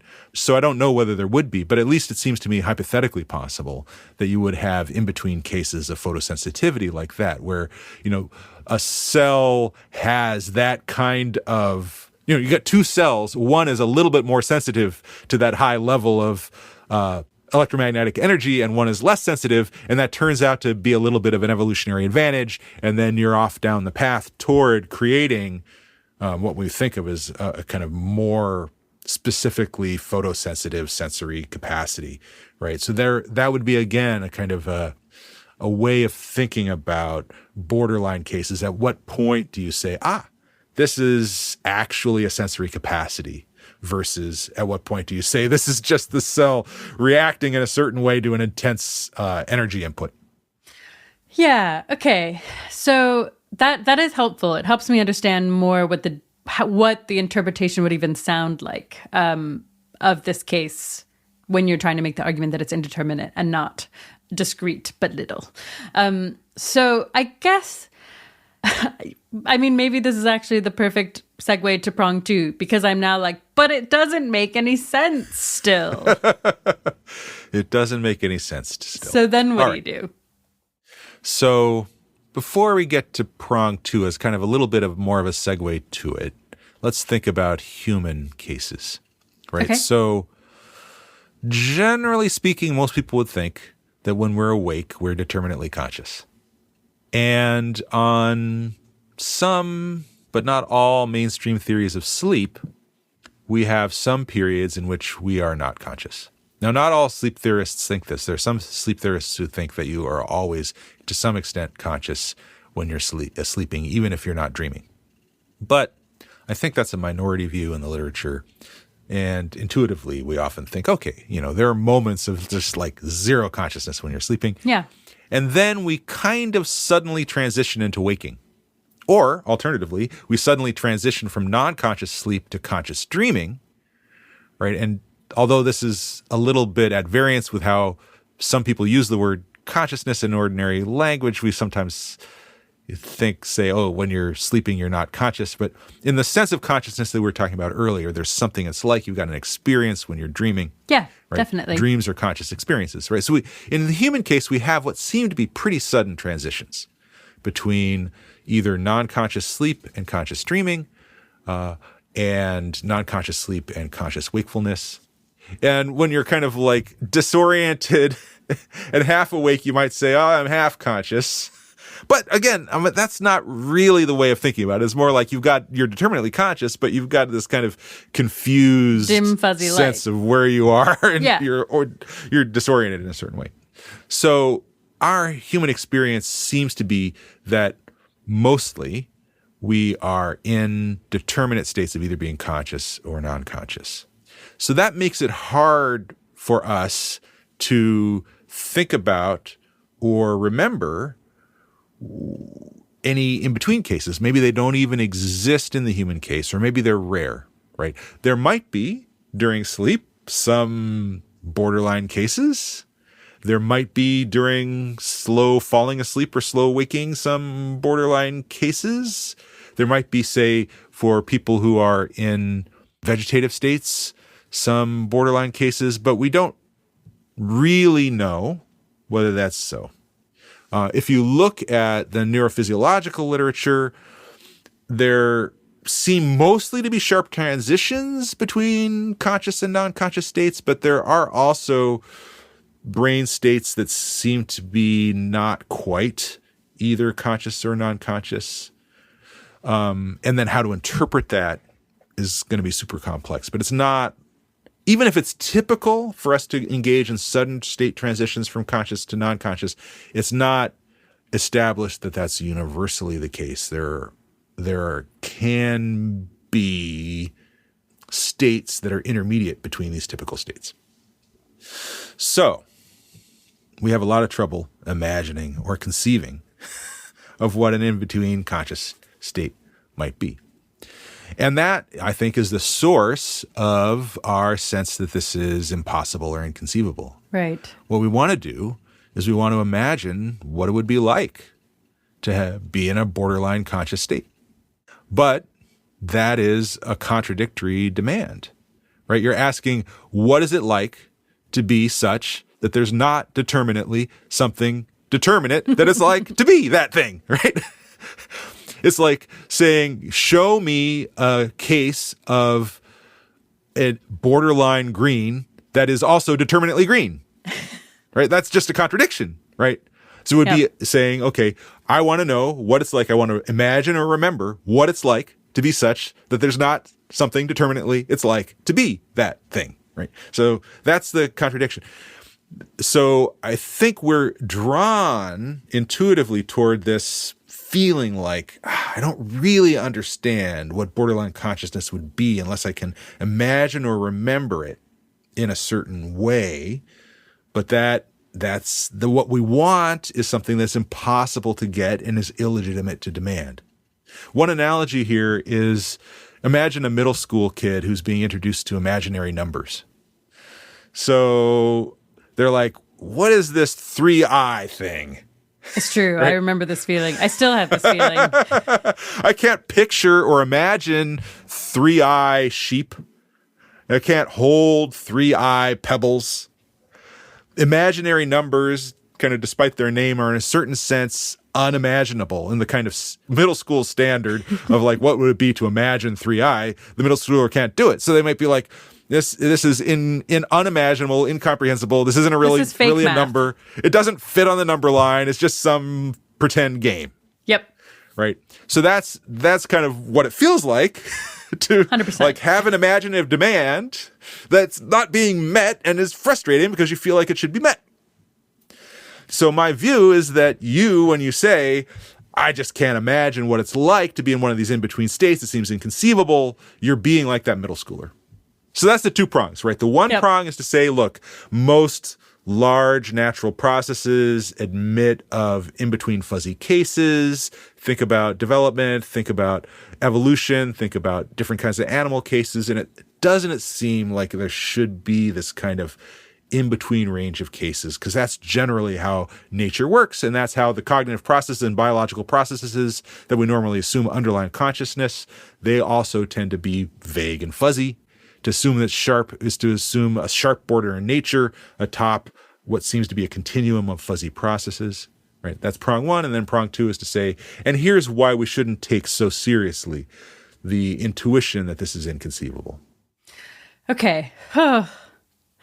This one, my brain is fighting with everything it has. And now I'm like, maybe I'm just a panpsychist. Maybe I like that better. I mean, that's one way to go. I mean, panpsychism is really bizarre, but its beauty is that it gets you out of a lot of these problems. It does. Right? So I do like being out of these problems. I mean, but you do have to be a radical panpsychist, right? So if you're a panpsychist like Philip Goff, who's probably the most prominent panpsychist right now, he still has this problem because he thinks rocks aren't conscious. At least, I don't know, his view may be changing a little bit. I've been seeing him flirting with some other views, but at least his view as of 2017, his 2017 book, was that although fundamental particles are conscious, not every aggregate of fundamental particles is conscious. So you still end up needing a bright line between the non-conscious rocks and the conscious protons. What does he do with that? He doesn't have an answer to that. He thinks there is a bright line. He thinks there is a bright line. Okay. He's a bright line defender, but he doesn't know where to put it or exactly how to defend it. Okay. So he still ends up with this continuum problem. The only way to really get out of it through the panpsychist move is to go full roll-offs. Right.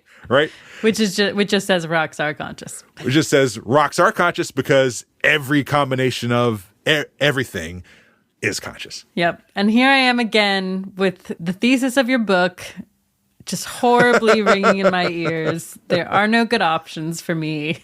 Every possible option makes me want to curl up and stop thinking about philosophy forever. Well, that's the wrong reaction. No, I actually love it. It's really, really fun. It's just fun to feel like you know something. And it'd be nice to have that. But it is also fun to be like, holy crap, my brain cannot comprehend. I think we want to celebrate that, right? Yeah, so yeah. the kind of the mood that I prefer to encourage.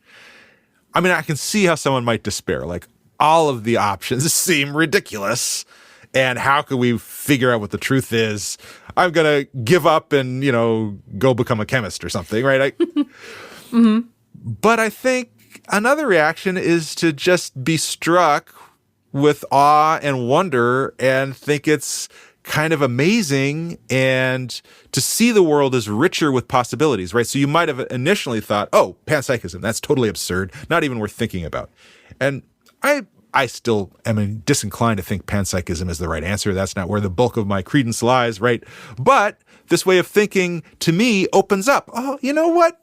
I can now see the attractions. And now the space of possibilities for the universe has grown larger for me. The world has kind of become bigger in a certain sense because now there's this live possibility which wasn't previously live. Like, wow, maybe consciousness is ubiquitous. That's interesting to consider. Let's think about that. It is pretty cool. Yeah. Yep. Yeah, I'm with you now. I'm with you. I think probably I just genuinely have a part of me that is like, run away, and another part of me that's like, incredible. Wow. So I'll try to do more celebrating of the latter. Okay, let's turn to another topic that's weird any way you look at it. Whether we're really truly awake and here where we are, or whether we're in a dream, or maybe a simulation, or a brain in a vat, or this weird thing called a Boltzmann brain that we may or may not get to. What's the argument that we might be dreaming right now? So let me say first that I'm pretty sure I'm not dreaming. I'm 99.9% confident that I'm not dreaming. But I've got this little non-trivial, niggling worry that I might be dreaming. Yeah, 0.1% is not trivial. It's non-trivial, although small. Yeah, sure. So here's one way of thinking about it. What is the evidence that I'm awake? Well, I seem to be having all of these sensory experiences that are pretty rich in detail. And, say if I pinch my hand, I feel the pinch. And I got this paper here and I'm going to read some text. And I usually think that in dreams, text doesn't stand still. It's a little hard to kind of look at it. It flutters away. A lot of people have that experience or report having that experience in dreams. But now if I think about all of that evidence, it's consistent with at least some theories of dreams, right? So some dream researchers, some major important dream researchers, think that we sometimes have very realistic sensory experiences in our sleep, and that dreams are not always full of bizarreness. And some people report that they can read texts in their dreams and that they can feel pinches.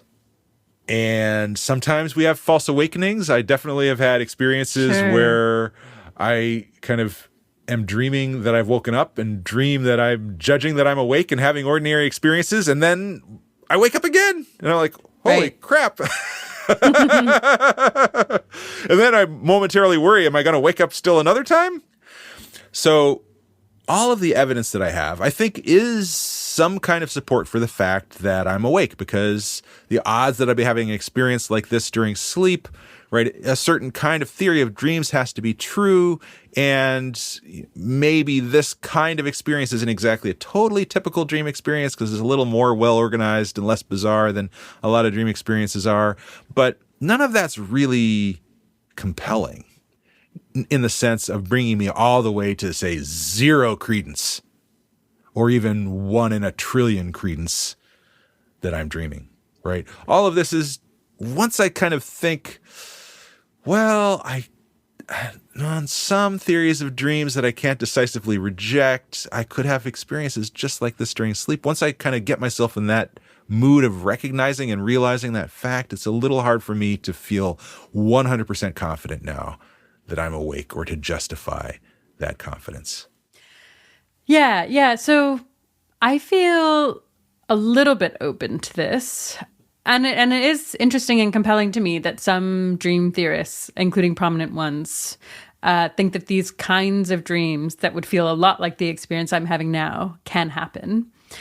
I personally have no memory of ever having a dream anything like what it feels like to be me, with a lifetime of memories that I can kind of look at and that are all very logically consistent and coherent, with richness that feels orders of magnitude more, whether or not it even makes sense to describe it that way, more than I've ever had in a dream. So it would at least feel surprising to me that despite the fact that me in a dream right now, dream Luisa, potentially has never had anything like a dream this vivid, that this happens to be the one dream that feels like it's years long and has the richness of an entire life. Right. So it feels like it's years long, but of course, in dreams, it's plausible to think sometimes we have the experience of feeling like we've been spent years as, whatever dream reality we're in. So that's part of my reaction. But actually, my main reaction is to kind of agree with you. My own preferred theory of dreams is an imagery theory on which dream experiences are more like images than they are like sensory experiences. So there's a debate about this in the dream literature. Interesting. Right, and some people say, well, dreams experientially are more like daydreams, which are images, and that's pretty different experientially from like the vivid sensory experience of actually seeing something. Yeah, that does resonate with me. So I'm inclined toward that theory. But I should say, like Jennifer Vint, Antti Revonsuo, two of the top theorists of dreams disagree with that theory. And I've got like maybe 80% credence in this theory, but I don't think I could justify much more than 80% credence, given that some of my favorite theorists of dreams disagree with it. So contingent upon that 80%, it would be very unlikely that this is the one exception. Yep. Right? But I think what we need to do is say, okay, well, look, maybe that's not the right way of thinking about dreams. Maybe your impression and my impression that dreams kind of lack this vividness of sensory detail, maybe that's an error on our part, a memory error. We don't really remember the experience of dreams maybe as well as we think we do. Right? There's this whole interesting literature on dream memory and how accurate or inaccurate it is. Right. I think it might be pretty inaccurate. One interesting sign of the inaccuracy, and I don't know if we want to get into this, but I did a whole research project for a while on the fact that people used to think they dreamed in black and white. Really? Yeah, in the 1950s and 1960s in the United States, the majority of people said that almost all of their dreams are black and white. How does that happen? And that was not the case before the 19th century, and it was not the case after, say, the 70s or 80s. Wow. And it corresponds with the rise and fall of black and white film media. Right. So my theory here is that what happened was people were over-analogizing. They don't remember their dream experiences very well, and they're over-analogizing their dreams to black and white movies, right? Their dreams are like movies. Movies are black and white. And I don't seem to remember the color of these particular objects in my dreams, so I guess my dreams are black and white too. Wow. Weird. And we confirmed this. I did a cross-cultural study with some people in China, right? So in the year 2000, in rural China, media were predominantly black and white. And in wealthy urban regions in China, media were predominantly colored. And there we found, this is collaborative with some Chinese researchers, that the rural population were more likely to say their dreams are black and white than the urban population, than the wealthy urban population. And the poorer urban population was in the middle. So we maybe don't have such great knowledge about our dream experiences. Sure. Yeah.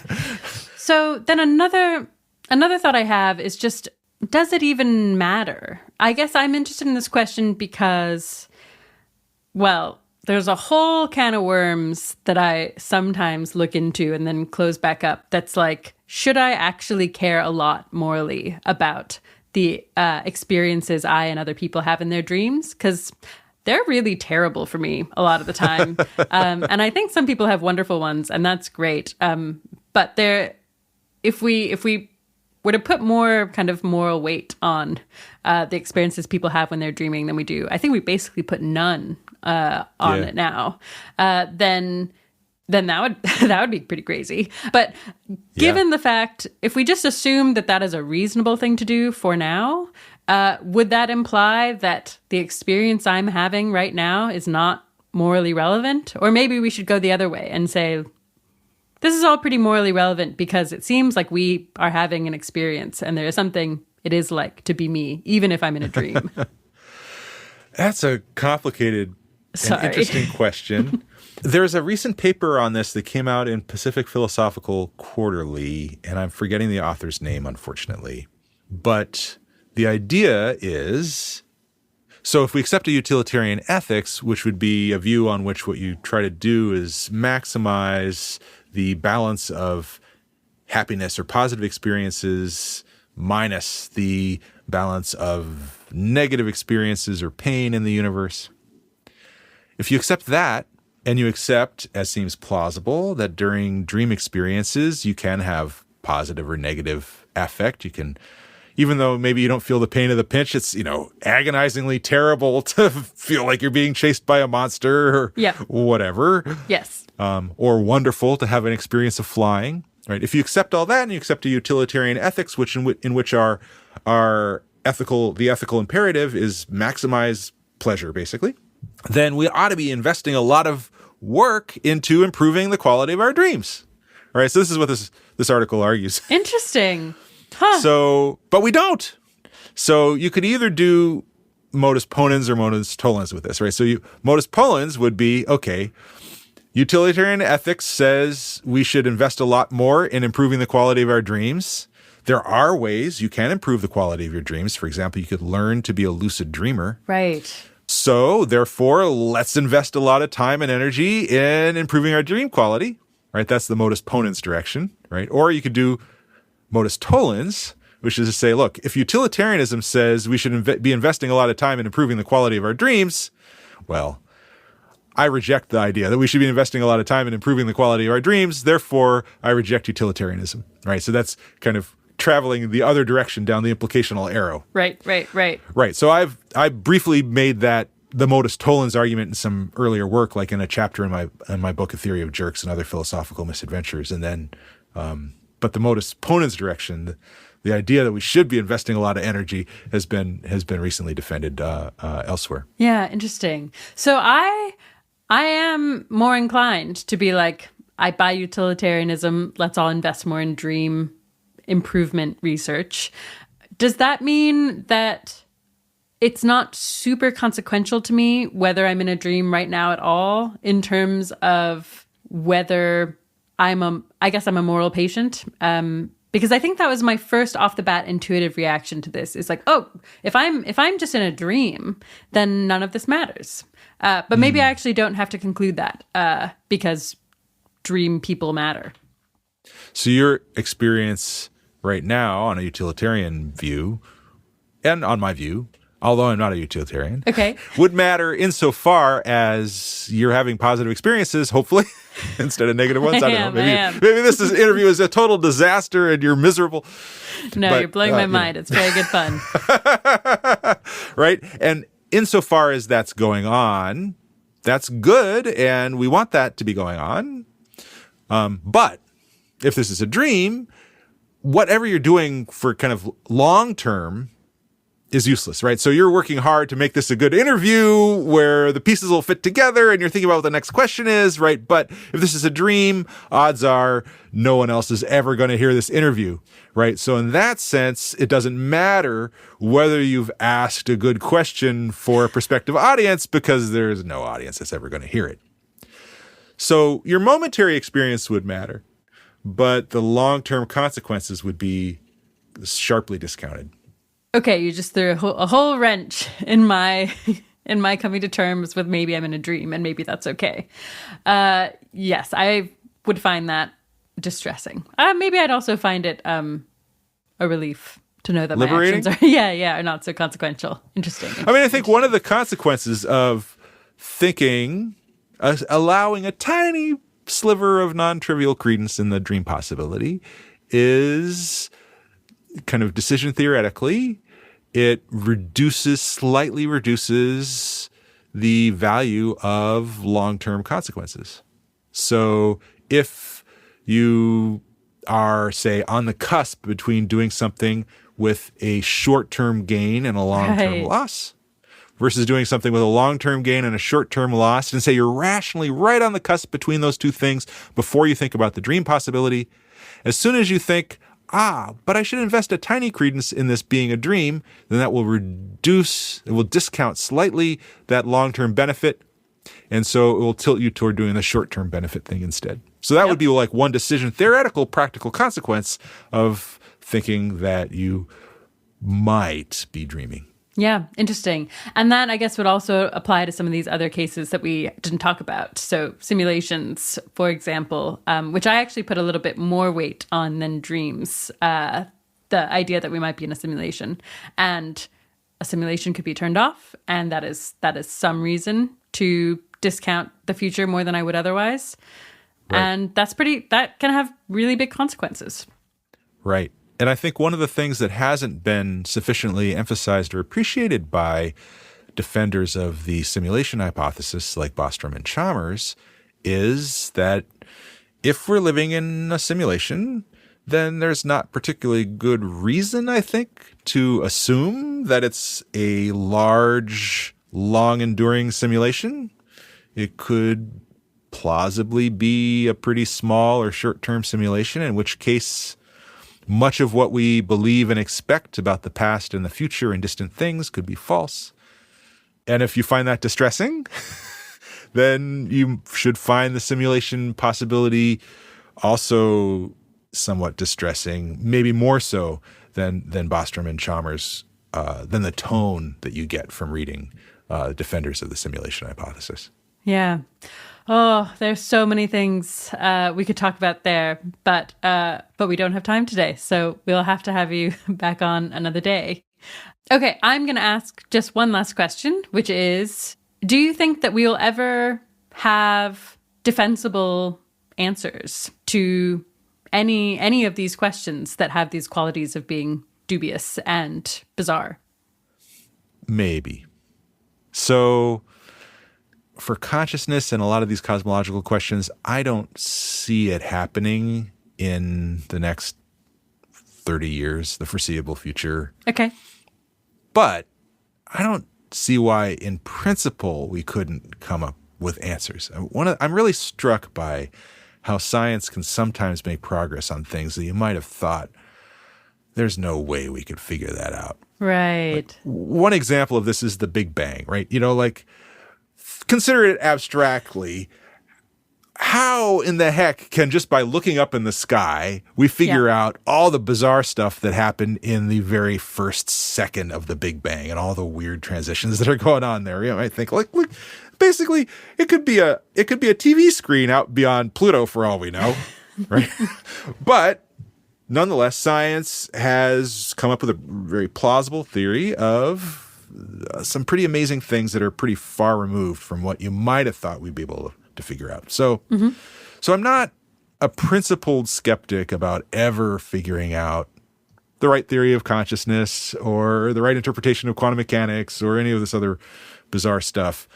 I think that in academia, people tend to be rewarded for being overconfident, or at least those are the ones who publish about these kinds of things. Yep. So I don't accept the level of confidence that a lot of people who publish on the issues tend to have. But I don't see why, in principle, we couldn't learn the answers to some of these things. But one way of thinking about it is there's this nice analogy that's sometimes attributed to Einstein, although I don't think Einstein did originally say it, right? That as the circle of light expands, so does the ring of darkness around it. So I think whatever knowledge we have, right now we know about the Big Bang. So now there's this kind of like, okay, was there something before the Big Bang? What, if anything, caused the Big Bang? Right. So as the circle grows, there's this penumbra of shade where we can kind of peer into the darkness around the ring and think about those things and maybe not get decisive answers, but get kind of shapes of the possible structures of answers. And that's often where I think philosophy operates, right? In this kind of penumbra around the ring of stuff that we know scientifically, right? So even if we do find answers to some of these questions, my prediction would be that there would be then further penumbral questions beyond those that would become the new territory of philosophical speculation. Yeah. Well, that is both exciting, thrilling, daunting, distressing, but I really appreciate all of those things. Thank you for helping me celebrate them a bit more. And thank you for coming on the show. Yeah, my guest today has been Eric Schwitzgebel. Thanks for having me on. It's been wonderful chatting with you. If you want to learn more about philosophical views on consciousness, or you just liked this episode and want to hear more philosophy, I can't recommend our interview with David Chalmers highly enough. That's episode number 67, David Chalmers on the nature and ethics of consciousness. All right, the 80,000 Hours podcast is produced and edited by Kieran Harris. The audio engineering team is led by Ben Cordell, with mastering and technical editing by Mila McGuire, Simon Mansour, and Dominic Armstrong. Full transcripts and an extensive collection of links to learn more are available on our site and put together, as always, by Katie Moore. Thanks for joining. Talk to you again soon.